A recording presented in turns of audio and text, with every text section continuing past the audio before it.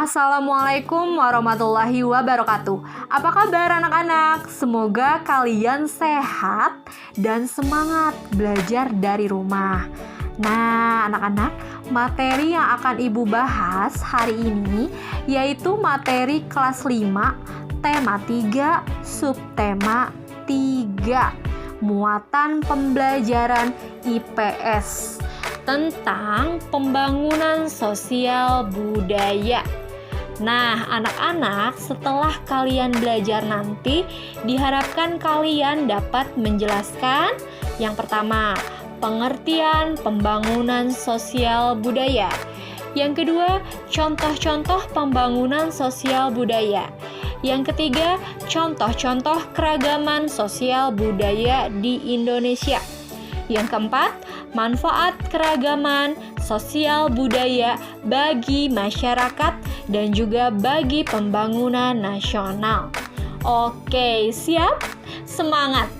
Nah, yang pertama kita akan bahas pengertiannya terlebih dahulu. Pembangunan sosial budaya terdiri dari 3 kata. Yang pertama, pembangunan. Pembangunan itu adalah proses membangun sesuatu atau perubahan yang terencana. Anak-anak, bukan hanya rumah ataupun gedung yang dapat kita bangun ya nak, namun aspek sosial dan budaya juga dapat dibangun. Nah, sosial itu apa? Sosial itu sesuatu yang berkenaan dengan masyarakat atau kepentingan umum. Sedangkan budaya itu sesuatu yang berkenaan dengan segala sesuatu yang dibuat manusia berdasarkan pikiran dan akal budinya.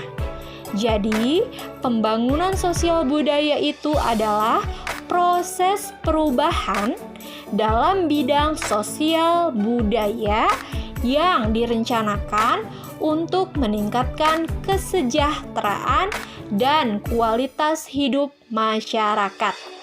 Nah, ini juga perlu kalian garis bawahi. Tujuannya pembangunan sosial budaya yaitu untuk meningkatkan kesejahteraan dan kualitas hidup masyarakat. Nah, itu ya. Kita lanjut. Sekarang kita bahas contoh-contoh pembangunan sosial budaya. Anak-anak, pembangunan sosial budaya ini luas, mencakup berbagai bidang.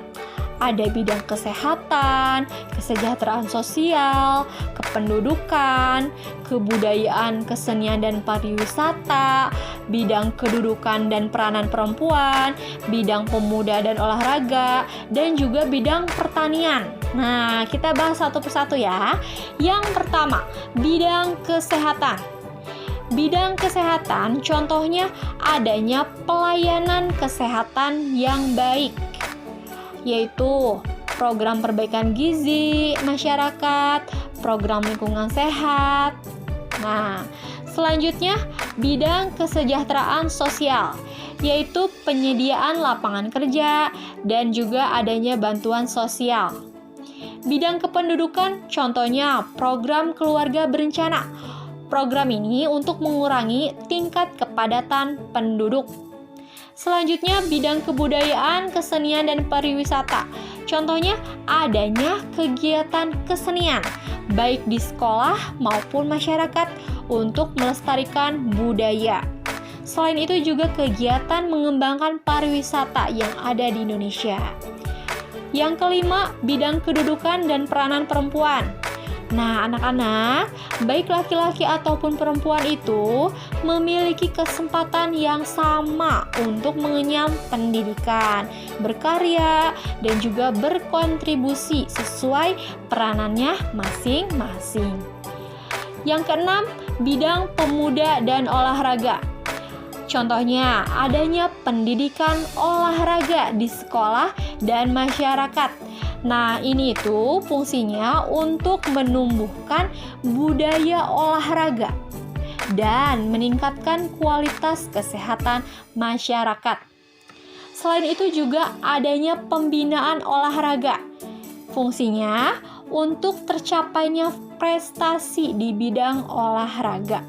Selain itu juga gerakan pemberantasan dan peningkatan kesadaran masyarakat akan bahaya narkoba.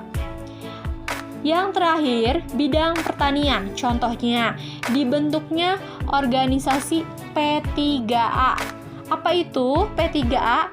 Yaitu Perkumpulan Petani Pemakai Air. Bertujuan untuk menampung aspirasi petani yang berhubungan dengan air. Nah, anak-anak, itulah contoh-contoh pembangunan sosial budaya. Selanjutnya kita akan bahas contoh-contoh keragaman sosial budaya di Indonesia. Yang pertama, ada keragaman suku bangsa. Indonesia terdiri dari beragam suku bangsa. Di antaranya ada suku Bali, suku Jawa, suku Sasak, suku Dayak, suku Bugis, suku Ambon, suku Batak, suku Asmat, dan masih banyak lagi. Yang kedua, keragaman bahasa. Selain bahasa persatuan kita, bahasa Indonesia, bangsa kita juga kaya akan bahasa daerah. Contohnya, ada bahasa Minang, ada bahasa Sunda, ada bahasa Madura, ada bahasa Batak, ada bahasa Bali, ada bahasa Papua, dan masih banyak lagi bahasa daerah lainnya. Yang ketiga, keragaman pakaian adat tradisional. Nah, anak-anak, perhatikan gambarnya. Setiap daerah memiliki ciri khas tersendiri dalam pakaian adatnya. Yang keempat, keragaman rumah adat tradisional. Wah, unik-unik ya. Di sini ada rumah adat Papua yang biasanya disebut rumah Honai. Ada juga rumah adat Batak Karo, ada rumah adat khas masyarakat Toraja di Sulawesi Selatan yang biasanya disebut tongkonan. Nah, ini adalah rumah adat suku Batak juga, namanya rumah bolon atau disebut rumah gorga. Ada juga rumah joglo. Nah, ini merupakan rumah tradisional masyarakat Jawa. Ada rumah adat Bali dan ada juga rumah adat Gadang yang merupakan rumah adat Minangkabau. Banyak kita jumpai di Provinsi Sumatera Barat. Nah, yang kelima, keragaman senjata tradisional. Beberapa di antaranya yaitu ada rencong. Ini merupakan senjata tradisional penduduk Aceh. Ada mandau.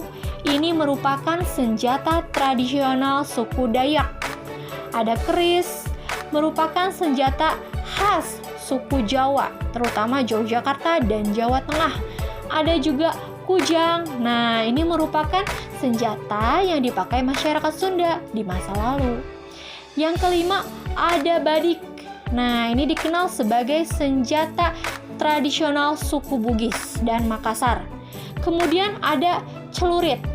Ini merupakan senjata khas Madura. Dan terakhir ada golok, senjata tradisional Betawi. Nah, ini hanya beberapa, masih banyak lagi senjata tradisional dari daerah lainnya. Nah, anak-anak, apa saja manfaat keragaman sosial budaya bagi masyarakat? Yang pertama, menarik minat wisatawan untuk berkunjung ke Indonesia. Yang kedua, menjadi kekayaan budaya bangsa. Yang ketiga, mempererat persatuan dan kesatuan bangsa. Yang keempat, memberikan wawasan masyarakat tentang keberagaman sosial budaya. Yang kelima, menjadi ciri khas bangsa Indonesia di mata negara lain. Nah, sekarang manfaatnya bagi pembangunan nasional. Anak-anak, adanya keberagaman sosial budaya membuat kita belajar. Belajar untuk apa? Belajar untuk saling menghargai, dan bertoleransi dengan sesama. Sesuai dengan semboyan negara kita, Bhinneka Tunggal Ika, yang artinya walaupun berbeda-beda, tetapi tetap satu jua. Toleransi akan menghindari terjadinya konflik atau perpecahan, sehingga persatuan dan kesatuan akan tetap terjaga. Nah, hal inilah yang menjadi modal penting pembangunan nasional. Nah, itulah manfaatnya untuk pembangunan nasional. Oke anak-anak, cukup sekian pembahasan materi tentang pembangunan sosial budaya. Semoga dapat dipahami dan ilmunya bermanfaat. Amin ya robbal alamin. Anak-anak, cintai Indonesia dengan memberikan kontribusi terbaik kalian saat ini, yaitu dengan cara belajar sungguh-sungguh. Ya nak? Semangat selalu. Wabillahi taufiq wal hidayah. Wassalamualaikum warahmatullahi wabarakatuh.